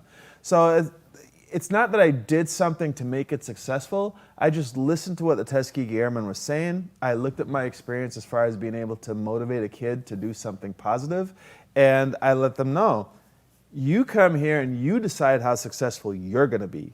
We are here to help you. Yeah. And you can make the best of it, or you could just come and hang out, and that's fine too. And I'll tell you what, you are pretty inspiring somehow, because I did about 30 minutes of research on you, and then I did about an hour of research on how to get my private pilot's license, because it's something I've always wanted to do. But I was like, I was just watching and reading, and I was like, oh, maybe I need to do that. And then all of a sudden I'm sitting there, and they were like, I've already been inspired. Look at this. Yeah, This is crazy. It's so funny. I went to an airport, and I walked to the airport. This is during the quarantine, and there was one guy in the lounge area, and he was with this kid, and I walked through the door, and he goes, "Oh my God, that's Robin Petgrave." And I was like, "Huh?" And the guy's like, "That's Robin Petgrave." And he's talking to the kid. He goes, "This is undoubtedly the most experienced helicopter pilot in the world. This guy has trained tens of thousands of people to fly a helicopter, thousands and thousands of pilots. He's got so much flight time, so much experience." And I'm like, okay. And the guy's going on and said, and he's flown with this guy, and he's done movies and this. And I'm looking at the guy, and goes, God, he looks familiar, but I couldn't figure out who he was at first. And he kept talking, and I'm like, okay, now this is embarrassing, right?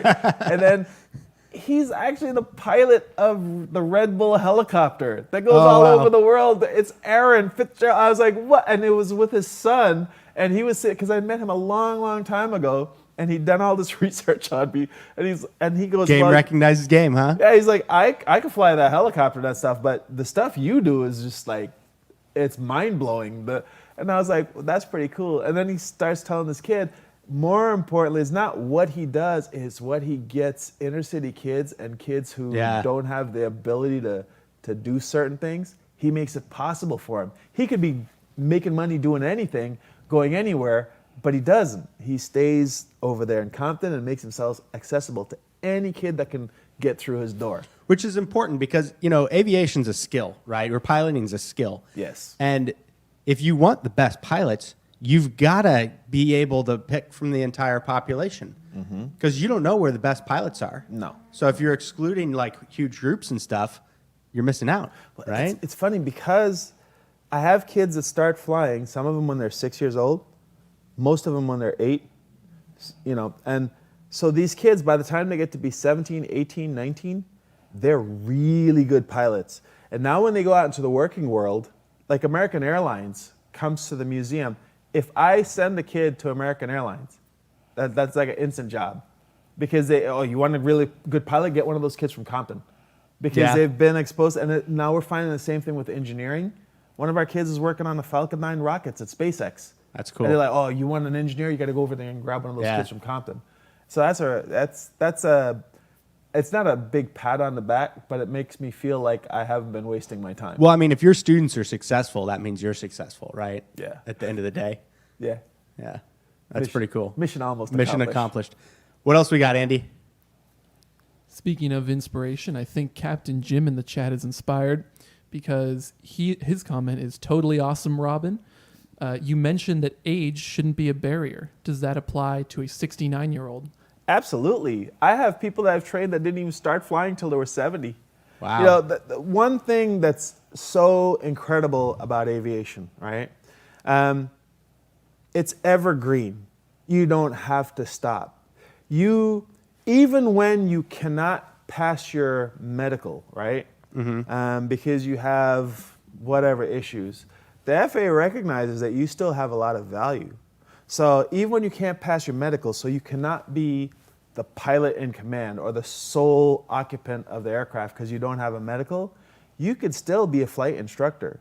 You can still teach, but you can only teach people that already have a private pilot's license because you're Right. flying under their certificate, and you can train them up to be a commercial pilot, a flight instructor, airline transport pilot. You can still train them, even though you can't just train brand new guys. Right. You can train licensed pilot, which is great. So basically, as long as you can make it to the airport, you can fly. Whether you're 80, 90, if you can get to the airport, you can fly. That's cool. I'm inspired. I want to do it. Next question, Andy. Next question is, do you know how many of your kids went into careers in aviation? No, but it's funny. We'll have events where the kids keep track of each other more than I do. I'm in the middle of doing it, so I'm not so focused on the kids that have gone through. I'm more focused on the brand new ones that are gonna go through. Yeah, you didn't even know Kelly had a boat. Yeah. So, I mean, we're called tomorrow's Aeronautical Museum because the things we do today wind up making history tomorrow. Like if you go to the Smithsonian Museum in Washington, D.C., they have this whole display called Black Wings, which is all about African Americans' participation in aviation. And the last two photos in it are one of the kids, a girl that flew one of our airplanes across the country and back when she was 15, and me, for what is gonna happen, right? Right. And when we have events, sometimes the kids will show up just out of the blue. And we had this one event, and there was 16 of them that showed up, and I'm like, airline captain, airline captain, airline captain, corporate jet pilot, flight instructor. I was like, what? Nice. Holy cow. And they just randomly showed up, and they're like, oh yeah, and they're telling me, oh, this guy's doing this over here, this guy's flying King Airs over here, this guy, and I'm like, and they said, oh yeah, we were in Kathmandu, and that's when I noticed that this guy's actually taller than me. And I'm like, Kathmandu, when I first came to Compton, I took you to Carrillo Beach. Some of you, that was the first time you'd left the city. Some of you, that was the first time you'd seen the ocean. And now you're talking about hanging out in a bar as a captain in a place I've never even been to, Kathmandu. That's pretty cool. So and when your students exceed you, that's yeah. even a bigger sign of And success, right? That's the thing is, I know all of them totally have the potential to exceed anything I've done. Especially since they're getting started so young and not like 27, an old man. 27, I was old. All right, next question. Next question comes from Larry Stern, and Larry wants to know, do you have much interaction with the LAPD or Sheriff's Air Operation pilots? Yeah, I only want to cut them off. No. They're always flying wherever they want and telling you get out of the way. Yeah, man. No, You ever been pulled over? Do they pull other helicopters over? maybe do a flying sobriety test. Fly a straight line. No, we do work with LAPD. In fact, not so much the sheriffs, but the Compton School Police. The former chief was big into community policing, and so I have an Air Force. I have a bunch of airplanes, bunch of helicopters, and I volunteered to let them use my services. So when things are going on, like even the sheriffs, when they're gonna go serve a search warrant and they need to do like aerial reconnaissance, they won't send their helicopter to go fly over it and take pictures, tactical pictures, because then the bad guys know exactly what's gonna happen. Yeah. So they'll come over and get me, and we'll fly over and, oh, it is Robin, while they're doing and setting up for the next day when they're gonna go raid the drug house or whatever. So we helped the sheriffs, and then I actually went through the Rio Hondo Police Academy and became a reserve and did community policing. And it's not like, I'm not the guy that writes you a ticket for speeding or throwing trash on the street, but should a child end up missing, should there be a natural disaster or not natural disaster, and they need airborne support, because they have limited resources. And so I'll take my observer, we'll get up in the air, we have all the radios and all the communication devices, and then we can allocate the resources to the right places. So in the event that there's a natural disaster, here's one cool thing. I was doing a flight, there was a VIP presidential person in town. They had a temporary flight restriction over the Burbank area, and some guy flying his little Cub was busting that airspace, just flying through it because he didn't know. And Burbank Airport had him on radar, busting the airspace. And I was south of the airspace, and Burbank was asking the Burbank police helicopter to try and find the guy and get the registration number so they could take action against the guy. And I guess the guy saw the helicopter coming towards him, so he scooted out and started flying away from the Burbank police helicopter. And I'm listening to all of this, and I'm south, and the guy's gonna fly by me, but he doesn't see me over there at all. Yeah. So I said to the Burbank Tower, I'm like, do you guys need some assistance? And the police is like, yeah, we can't catch that guy. I'm like, okay, I'll ID him for you. And so I get in the airplane's blind spot, and I'm following him. And he's flying south away from his home base, thinking, oh, they'll never know. And then he turns and starts to fly towards his home base, and I'm right behind him the whole time, has no idea. And the Burbank police helicopter's trying to catch up, and sure enough, they caught the guy. He busted the TFR. You're not allowed to fly in that airspace when there's a VIP in town. So he heard it on radio, and I don't even know if he was on radio. He turned off his transponder, trying to do everything to be stealthy. Well, he must have known. Oh yeah, no, he figured it out real quick because they're calling him and he's not answering, and he's like, oh, I'm in a TFR. Wouldn't the good move to just be like, oh shoot, my bad, I'm out, and like turn yourself in immediately? No, you get on the radio and tell whoever it is what's going on. Well, no, like if you're that guy and you've busted that TFR and they light you up on the radio and say, hey, you got to get out of here. Wouldn't the good move be to be like, Roger that? And identify yourself. That like, I'm would immediately be the leaving. Case, but I don't know if you ever watched the TV news when you see those guys running from the cops. The good thing would be always just to get stop. Yeah, that's what I'm saying. Because there's a fight or flight mode that people get into. Yeah. It's kind of like summititis, and when you're in aviation, we call it get home-itis, where you're like, oh, I got to get back and then you got the bad weather, and they're like, I can make it. Yeah, same thing. When these guys like, ooh, am I going to get this ticket? Or am I gonna? I'm gonna go for it, right? So that's what happens. So he should have just gotten on the radio and just fessed up. They would probably made him do some remedial training, something like that. Yeah, just as soon as you hear it, be like, yeah, this is November, whatever, blah blah blah blah blah. Immediately exiting the TFR. Yeah, but he's like, that guy. He turned his transponder off. Yeah. What was it on before? So you see like on ADBS like a transponder. No, this is click before off. ADBS. So when he was flying around, I don't even know if he had his transponder on mode C. It was just on primary. So Burbank was just getting a blip, blip. They didn't know what it was. They just know there's something flying over there. And so, when I was listening to him trying to figure out aircraft in my airspace, It's kind of the Wild West, huh? Back then, yeah. All right, next question. Next question comes from Linda Abrams, and Linda wants to know, Robin, do you still send the traveling museum around to schools and have scripts that you give volunteers to teach from?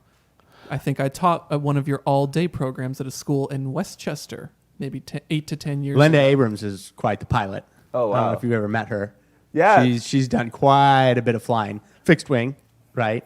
Yeah, I'm bad with names. It's really bad. That's probably why I'll never be like really famous, because like especially in the movie industry, you're supposed to know the executive producer's name and the director's name.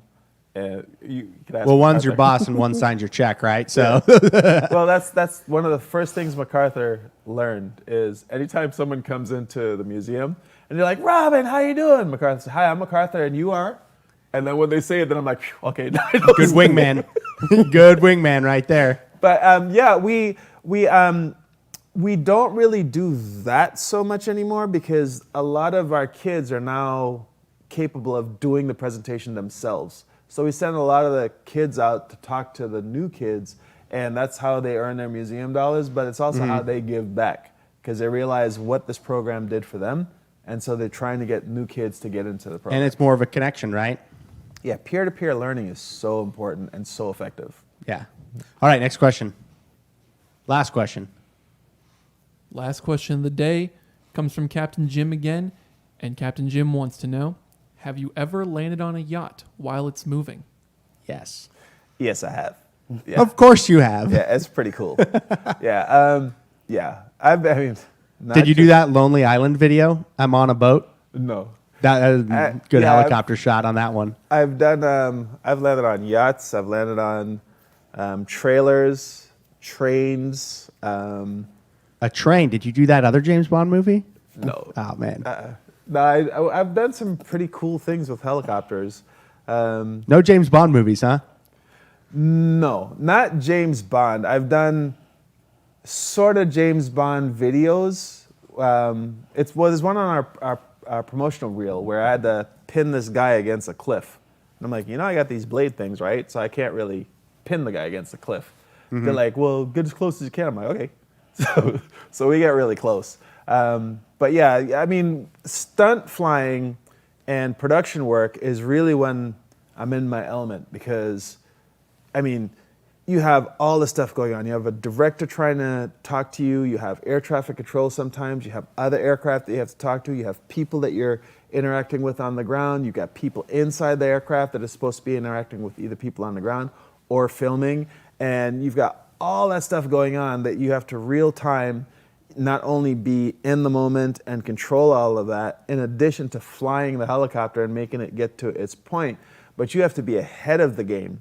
So far ahead of the game that the entire time you're prepared that if something goes wrong, you can still land the aircraft without damaging people on the ground and people in it. You know where your out is. Yeah, and with me, when I'm in my zone, all that stuff's going on, plus I'm changing the music on my phone so we can bump to that tunes. Yeah. Everybody. There's no laws against distracted helicoptering. I'm not texting, I'm just playing music. So speaking of crazy flying, like the stunt flying or whatever, what do you think about these guys that like in Australia or Montana or whatever, these ranchers that are doing, like they're herding cattle with their helicopters. And sometimes it's a big helicopter. Sometimes it's one of those little gyrocopters. What do you think about those guys? Are they pretty good pilots or what? Or are they just nuts? No, it's not nuts. I mean, the stuff, it appears to be hard, but it's really not. You're not really using the aircraft to stop something. You're the sight of the helicopter coming, and the vibrations and the noise. That's what scares them. These guys are low through those trees, though. Well, you are. I mean, but I mean, all you're doing is avoiding trees. You're not avoiding wires. You're not. I mean, they're out in the middle of nowhere, so you can fly a helicopter close to stuff. I mean, so are wires like the helicopter's nemesis? Wires are the biggest killers of helicopters. That's why you see those visibility balls or Usually, you whatever see they those are. balls where a helicopter has hit them. in the So it's past. like the little cross on the side of the road. Yeah, yeah. So Interesting. wires are the biggest danger for helicopters because they can fly low, and there's certain rules that you learn when you're flying. I do it with students all the time when I train them to fly.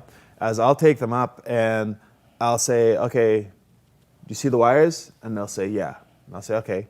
And especially when there's a big span in between the towers, and I'll say, okay, you see the wires? They go, yeah. And then I'll get close to it, and they don't see the little high-tension guide wire above it, which is lighter than the big fat ones that are easy to see. And that one sometimes can be 100, 200 feet above the fat ones. And helicopters see the fat ones, they fly over it, and they hit the high-tension one, and it'll tear the rotor system right off. Oof.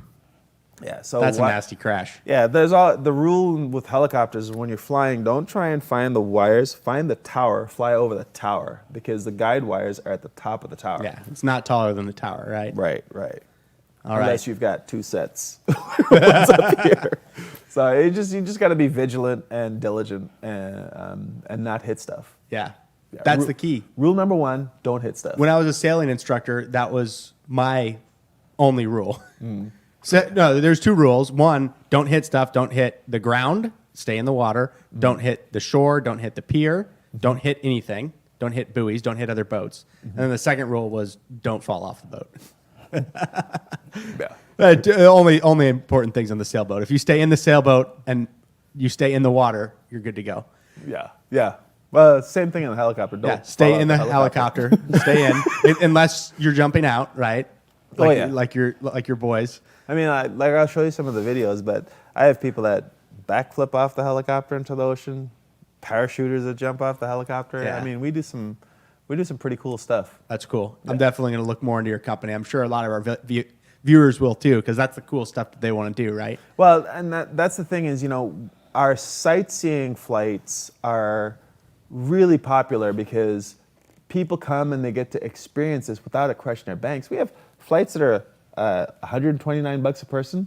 How long is that flight? That's like you go through the whole LA Harbor and San Pedro and Carson and Wilmington and Dominguez Hills. It's like 15, 20 minutes for $129 a person. That's pretty good.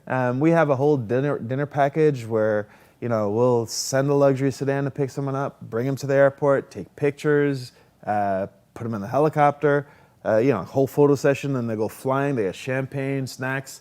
At the end of the flight, they go eat at a restaurant, and then they get driven back home. All of that included, $369 a person. How much does it cost to go to Catalina?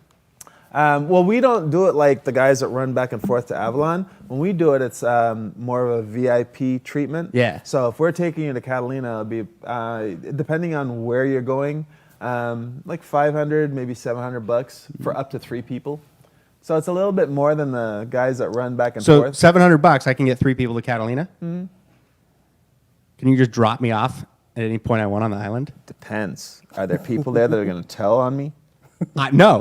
No. I'm just thinking for the trip for myself. This is what I'm thinking as an adventurer. I want you to fly me to Catalina, and then I'm going to hike across the island. Mm-hmm. But I don't want to. That flyer's the worst. I don't want to take the flyer. Right. It'd be way cooler if Robin dropped me off of this side of the island, and then I hiked across, and then you picked me up on the other side of the island. I'm sure that would be. I'd pay you twice, but that's fine. Oh yeah, no. We do the really cool things. I mean, one of the coolest flights that we did was a geologist had to go to the San Andreas Fault. And so they were doing some surveyings, right? You can just drive. It's like right here. Yeah, I know. It's probably like 5 feet away. We flew out to where, you could really see the crack in the earth. Yeah. And the guy was so funny. He stands with one foot on one plate and one foot on the other plate. And he goes, check this out. 150,000 people dead. 500,000 people dead if the earth moved this much. I was like, whoa. And then we've done stuff too with miners down in Mexico where you fly them and you do a tow-in. They get on these hills and there's no place to land. So you pretty much bring the helicopter close to it and one of the landing gear touches the hill and you balance the helicopter there. Mm-hmm. And they get out and get on the hill and then you leave, fly down to the beach, land in the hotel, eat oysters, chill, sleep. They hike and work their way down the hill. And then at 5 o'clock, you fly back up there, you do another tow, and they get in the helicopter, you fly it back. That's your whole day. Sounds like a great day. It's great. If only you could drink beers while you're waiting. Yeah. But you can't. Anyway, hey, Robin, thank you so much for coming in. This has been a great chat. And MacArthur, thank you for coming in, too. What you guys are doing down there sounds amazing. I think your organization it's really phenomenal. It's like it's a bit of the nostalgia, the stuff you see in movies. The guys that go to Africa, that go all over the world, that do this really cool thing. It brings you back to a time while living in these crazy times that we're in right now. And, it's a certain breed of people that would be in the Adventurers Club. Yeah. And a certain breed of people that just want to experience watching and listening and hearing, but would never do it because they don't have the kind of chutzpah that you would need. Well, we'd love to have you back because this is a club about people, right? Mm-hmm. And right now there's like nobody here. Mm-hmm. But on a normal Thursday night, this place is filled with all these guys that have done all this stuff. And I think you'd really enjoy meeting them. And after this, I'll give you a tour so you can really see like some of the cool stuff that we got around here. Oh, absolutely. And the best part is for these guys, I'd love to let them see what's possible because you take guys with this kind of an attitude, this kind of an outlook, this kind of a spirit, and mixing the ability to fly and go anywhere. Yeah. That's like, it's a marriage made in heaven. Yeah, hiking is great, but hiking from one end of the Catalina to the other is awesome. Yeah, and then getting dropped off A helicopter at each end is even better. Oh, yeah. That's why I'm going to be calling you sometime in the future. No, we'll make that happen for you. All right. Well, thank you guys for coming by. Thank you, MacArthur. It's been great.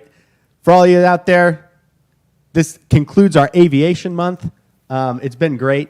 I hope you enjoyed it. We will see you next week, bringing you programs, telling stories of adventure every week here from the Adventurers Club. My name is Rich Mayfield, member 1211, signing off. See you guys later.